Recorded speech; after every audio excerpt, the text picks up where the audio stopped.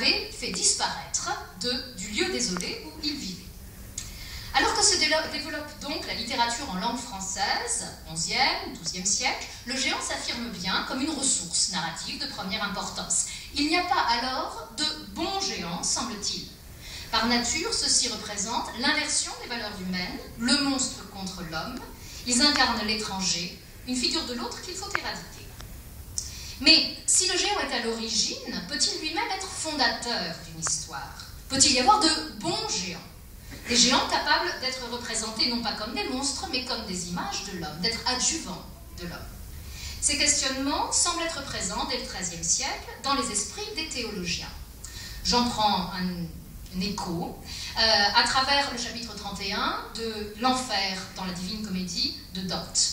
Comme vous le savez, dans ce chapitre, Virgile et Dante descendent au fin fond de l'enfer. Alors, autre hommage à Peter, qui est, je ne sais pas où, voilà. Je suis ravie de faire 2 hommages au début de cet exposé. Donc, Virgile et... là, vous avez une image, c'est formidable.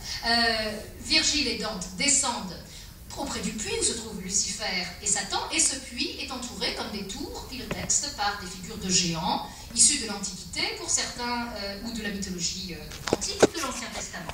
Nemrod, Éphialtès ou Anté. Anté est le seul géant qui n'est pas enchaîné autour du puits.